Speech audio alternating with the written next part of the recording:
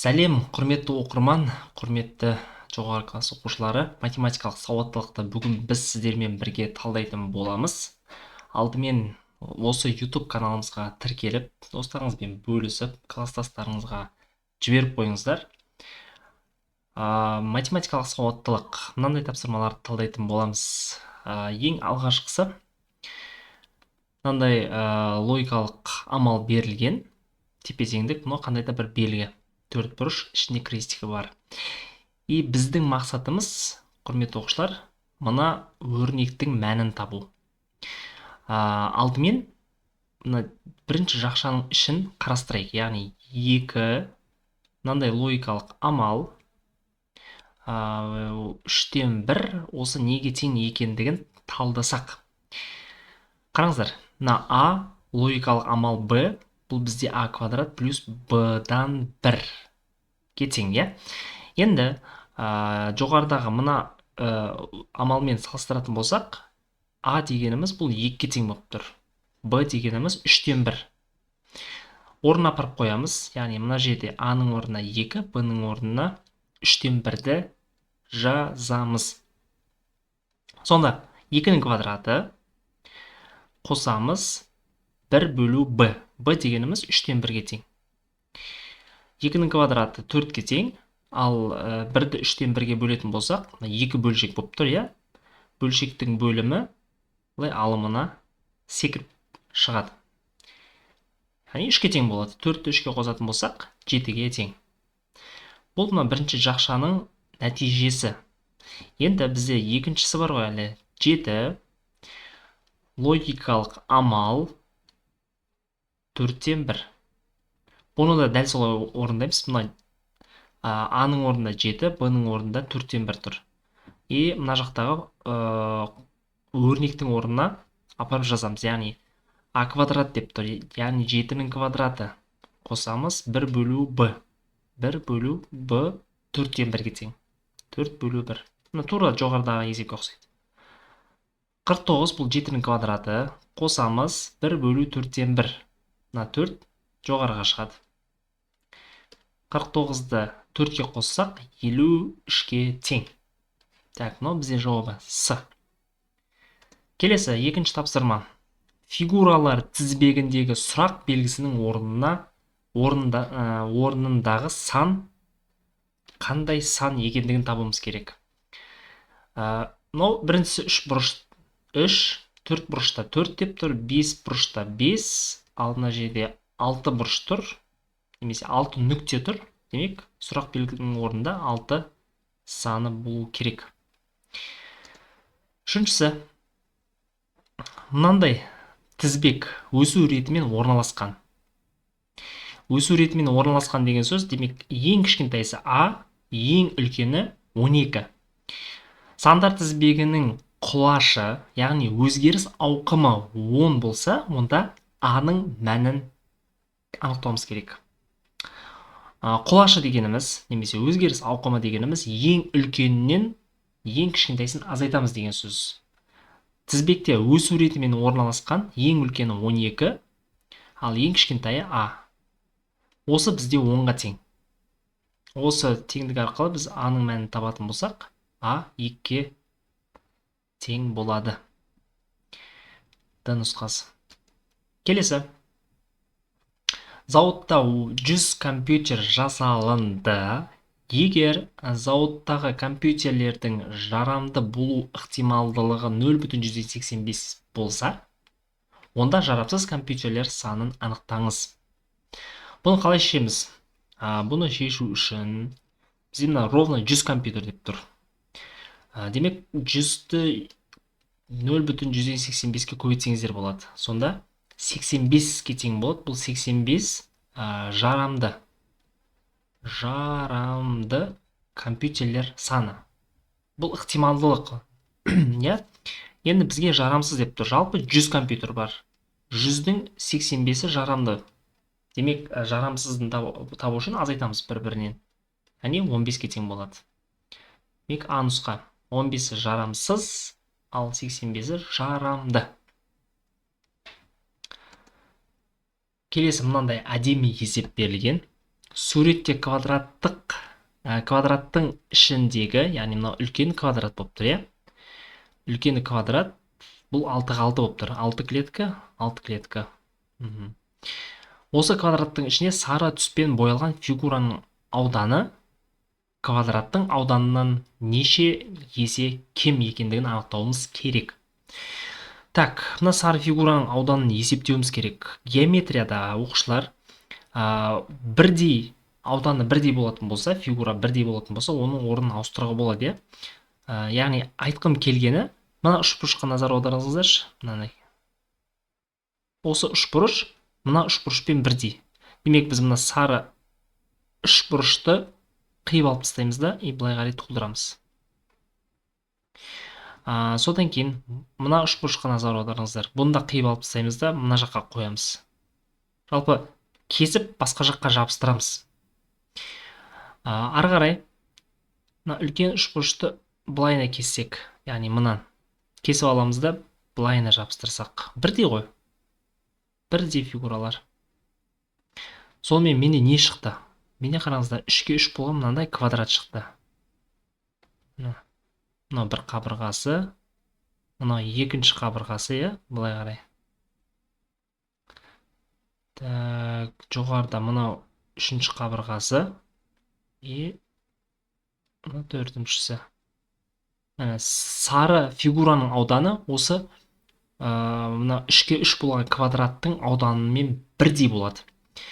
Демек, үлкен квадраттың ауданы 36, өйткені 6-ны 6-ға көбейтеміз. Ал кішкентай квадраттың ауданы бұл 3-ке 3 болып тұр. Былай қарай 3 клетка, былай қарай 3 клетка. Демек, оның ауданы 9-ға тең. Ал бізден сұрап тұр, неше есе кем болады деп тұр. Демек, бұл жерде бөлеміз. 36-ны 9-ға бөлеміз 4. Сары фигураның ауданы үлкен квадраттың ауданынан 4 есе кем. Соңғы Д нұсқасы. 6-шы тапсырма. Сыныптағы оқушылардың 5-тен 3 бөлігі мұражайға, ал қалғаны кітапханаға барды. Сыныптағы оқушылардың неше пайызы кітапханаға барғанын табыңыз. Так, демек, бізде мұражай бар және кітапхана. Мұражайға 5-тен 3 барды, қалғаны кітапханаға. Демек, қалғанын анықтау үшін біз бірден азайтамыз 5-тен 3-ті. Бірден азайтамыз 5-тен 3-ті. Сонда 5-тен 2 болады. Демек, 5-тен 2-сі кітапханаға барған. Осы 5-тен 2 деген бөлшекті пайызға айналдыруымыз керек. Бөлшекті пайызға айналдыру үшін берілген бөлшекті 100 пайызға көбейтеміз. Сол кезде пайыздық пайызы шығады. Яғни 100-ді 5-тен 2-ге көбейтін болсақ, 5 пен 100-ді қысқартуға болады. Екеуді 5-ке бөліп тастаймыз. 20. 20-ны 2-ге көбейтейік. Сонда 40 пайыз болады. А нұсқасы. Дұрыс жауабы. 7-ші тапсырма. Так, 7-ші тапсырма Вен диаграммасы берілген екен, иә? Сынып оқушылары математика, физика және информатика пәндерінің кемінде бір пәніне қосымша сабаққа барады. Егер сыныпта 29 оқушы болса, онда 3 пәнге де қосымша сабаққа баратын оқушылар санын табыңыз. 3 пәнге. Демек, мына 3 шеңбердің қиылысқан жері ол мына x деп белгілеп тұр. Осы x-тің мәнін табуымыз керек. Яғни үшеуіне де баратын оқушылардың санын табуымыз керек. Жақсы. 29 дегеніміз не? 29 дегеніміз мына шеңберлердің ішіндегі барлық сандардың қосындысы. Тек математикаға ғана баратын оқушылар саны бұл 6. Қосамыз. Тек физикаға баратын оқушылар саны бұл 5. Міне тұр. Қосамыз. Тек информатикаға ғана баратын ол 4 оқушы. Тағы да қосамыз. Енді қараңыздар, математика мен физикаға баратын оқушылар саны бұл 4. Міне тұр. Екеуінің қиылысқан жерінде тұр. Математика және физикаға барады, бірақ информатикаға бармайды ол оқушылар. 4. Қосамыз. Физика мен информатикаға баратын оқушылар саны 3. Қосамыз. Информатика мен математикаға баратын оқушылар саны 4. Қосамыз. Және 3-іне де баратын оқушылар саны белгісіз. Оны x деп қойық. Біздің мақсат осы x-тің мәнін табу. Демек 29 тең. Мыналардың барлығының қосындысын есептейік. 6-ға 5-ті қосамыз 11. 11-ге 4-ті қоссақ 15. 15-ге 4-ті қоссақ 19. 19-ға 3-ті қоссақ 22. 22-ге 4-ті қоссақ 26. Қосамыз x. Демек 26-ға нешені қоссақ 29 болады. Әрине бұл 3. Д нұсқасы. Дұрыс жауабы. 8-ші тапсырма. Кестедегі заңдылықты пайдаланып, сұрақ белгісінің орнына тиісті мәндерді табыңыз. Сұрақ белгісі бізде 2. Бұл мынау және мынау. Так, бірінші. А-ның мәні 2-ге тең, Б-ның мәні сұрақ белгісі тұр. Және А мен Б-ны көбейткен кезде 32 болады. 2-ні қай санға көбейтсек 32. Бұл 16 болады. 16-ны 2-ге көбейтсек 32 ғой. Так, арғарай тексеріп көрейік 16-ны. Б-ны бөлеміз А-ға тең 8 болады дейді. Б дегеніміз 16, А дегеніміз 2. 16-ны 2-ге бөлсек 8. Бірінші жауабы 16 екен. Демек, С немесе Д нұсқасы дұрыс деген сөз ғой. С немесе Д. Мына екеуін сразу алып тастасаңыздар болады. Потому что уже біріншісі 16 шықты. Келесі. А-ның мәні 4, Б-ның мәні 30. Екеуін көбейтсек 120. 4-ті 30-ға көбейтсек 120 шығады. Б-ны А-ға бөлсек, мына жерде сұрақ белгі тұр. Бөлейік. 30-ды 4-ке бөлейік. 30-ды 4-ке бөлсек, 30-ның жартысы 15, 15-ның жартысы 7,5. Демек, Д нұсқасы дұрыс екен. 9-ші тапсырма.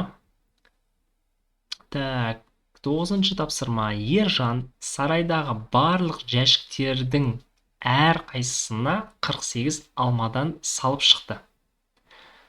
Сарайға тағы 40 алма әкелгенде барлық алма саны 184 болды. Сарайдағы жәшіктер саны қандай сан болатынын табыңыз.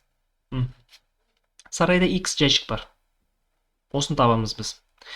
Оның әр қайсысына 48 алмадан салып шықты. Демек, X-ті 48-ге көбейтейік. 48X. Оған 40 алма. 40 алма тағы алып келдік. Сонымен алмаларды санап едік. Жалпы 184 алма болды. Теңдеуді құрастырдық оқушылар. Осы жерден бірінші 48X-тің мәнін табамыз. Яғни 184-тен 40-ті азайтамыз. 144. Арғарай X-тің мәнін табу үшін 144-ті 48-ге бөлеміз. Бұл ровно 3 болады. Так, енді тауып көрейік. Тақ әрі жай сан. Тақ әрі құрама сан дейді. Жұп әрі құрама, жұп әрі жай. Біздікі тақ шықты ғой. Демек, мына жұптар керек емес. Тастаймыз. Тақ әрі жай сан дейді. 3 дегеніміз жай сан. Бірге және өзіне ғана бөлінеді. Ал құрама дегеніміз құрама сан бірге өзіне одан басқа тағы бөлгіштер болса, ол құрама сандар. Соңғы тапсырма.